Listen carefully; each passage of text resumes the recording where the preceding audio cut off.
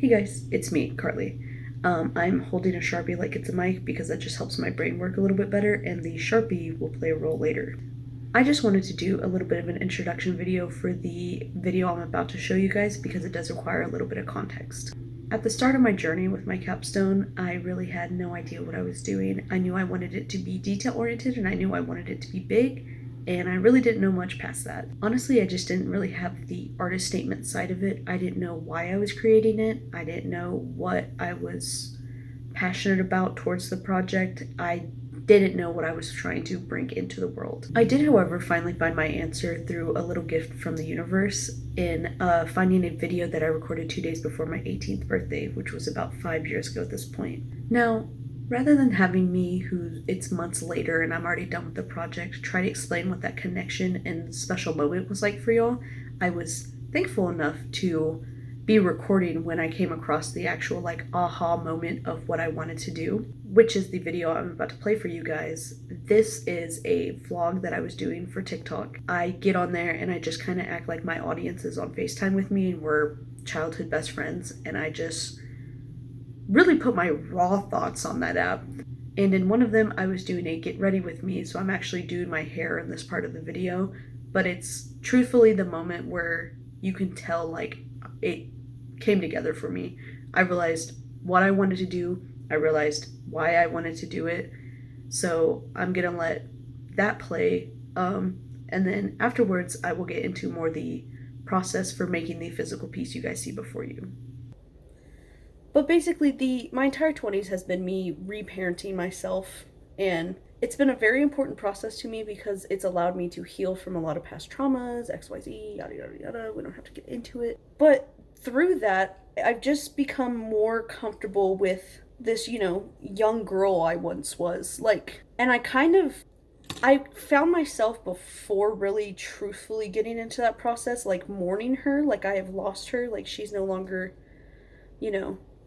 a part of me, but she is, and we're just trying to go through this together. And part of it is you have to be nice to yourself because this is the first time you've been 22. I read that somewhere, hey, you feel like you're spiraling out of control because this is your first time on Earth. You've never done this before, But basically, I don't know, I just want to do a piece that explores my relationship with my inner child, and not even just my inner child, my inner teenager. I mean, I went through most of my trauma. Unfortunately, it did start at a very young age, but it also, continued on through even up to my 20s. I've just now gotten myself to a good spot. And I think it's very important for me to not just take the credit for that, to just be like, no, I did that, because no, 22-year-old me did not do that, The 12-year-old, 15-year-old, 18-year-old me, who I don't know how she did it with everything else going on. She's the reason I'm able to do everything that I wake up and do every single day. I owe a lot to her. And I'm speaking about it like it's a separate person, because it is. I'm not who I was when I was 15. I'm not. I'm not who I thought I was going to be when I was 18, And kind of had a breakdown the other day, and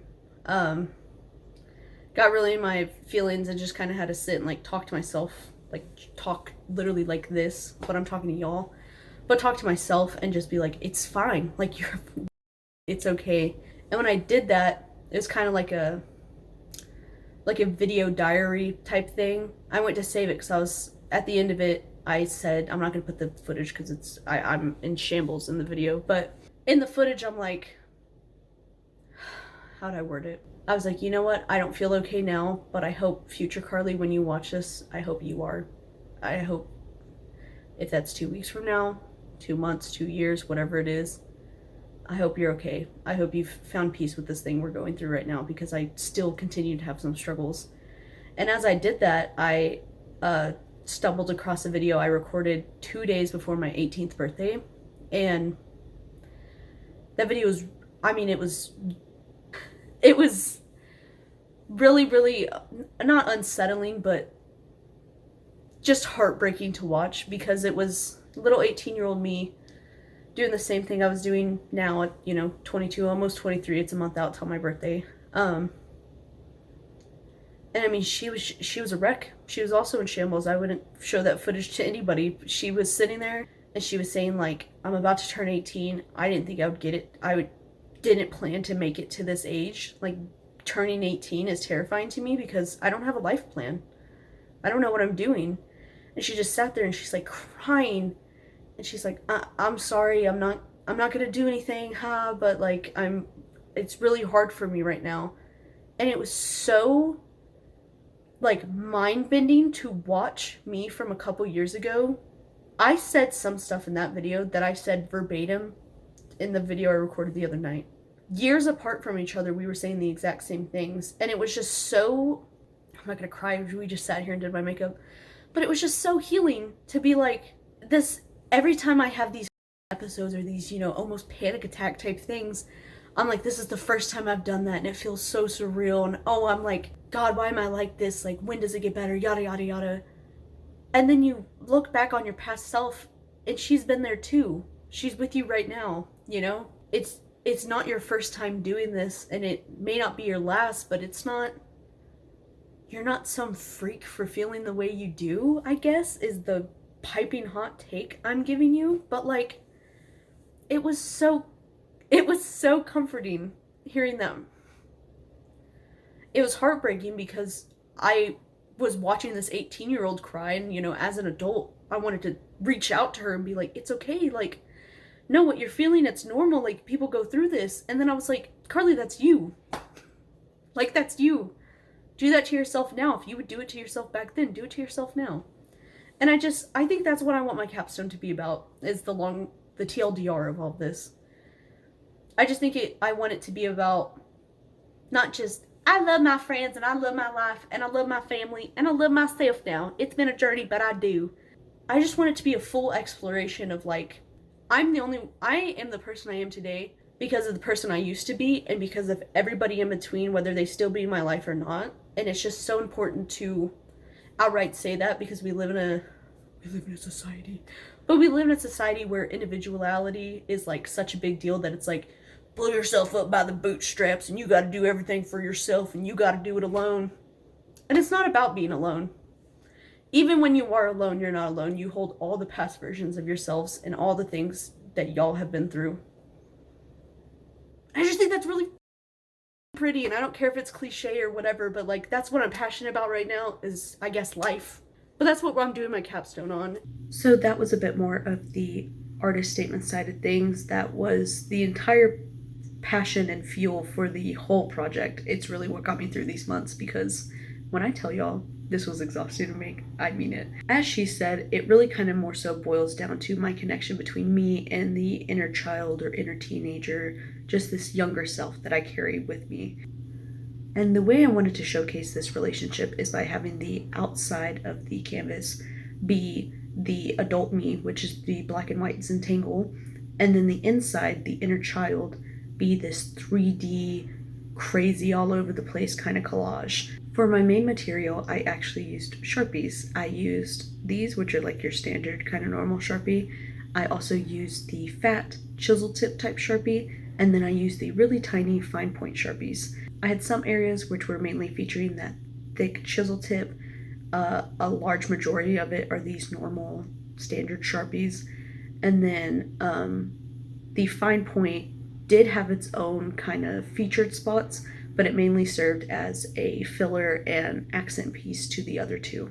While there really isn't a rhyme and reason to the Zentangle element, that because the practice of Zentangle is actually just supposed to be this kind of mindless and mindful practice of, creating shapes and patterns together that are, it's supposed to be kind of like an art therapy. And since I found out about them back in like 3rd grade, they have been a part of my art style. And it was really nice because I haven't done them in a while to return to that. They're always a little part of my pieces, but to have them be the actual piece was really nice. While most of the Zentangle, the black and white, is kind of just random shapes and patterns interacting with one another, the bottom right corner is actually a very specific part that represents all the people that I hold really close to me. And I chose to represent them not through like their names or their faces, but through items that when they interact with those things, I see the inner child of the people I love. Another specific element of it is that I wanted the canvas to be completely covered, and I achieved this even going so far as to cover the edges of the canvas. The top and bottom are just extensions of the shapes and patterns you can already see, but the left and right are actually representative of the interaction that I talked about in the previous video and in my artist statement. One side is representative of the adult me that this year had that breakdown and happened to stumble across that video, and the other is representing that little sniffling, soon-to-be 18-year-old who was just looking for any sort of comfort. Now, for the inner collage, I actually just tried to find things that made me think of my childhood. I did a little bit of healing of that inner child by going to these different stores and places, and anything that I was just like, oh my god, that's so pretty, or oh my god, I remember those, where I'd normally be like, you don't need that. You're a grown woman, you don't need that. I just let her have it. I heard that little voice within me of like, oh my god, that's so shiny, or oh my god, those are so pretty, or I remember you used to playing with those. And I just let her have it, because most of that was on clearance or was like maybe $5, and I was like, $5 to just feel that childhood joy again, I'm going to indulge in that. I'm going to allow myself to have that. And the collage element of it, I'm so glad I did this project in the order I did it, because doing the black and white super detail-oriented Zentangle, it was nice and it was relaxing at times and it was frustrating at times, and it was really a testament of my patience as an adult. But when I got to that inner collage and I was allowed to just take out all these stickers and look at them and play around with these tiny little pieces, and had all these memories of, growing up, and I got to just get a hot glue gun and just glue stuff to a canvas, it was really, I don't want to say more rewarding, but it was more rewarding. It was more fun. And so visually, it represents the fun, carefree nature of a child, which is what I wanted, because in my childhood, I didn't really get to experience that.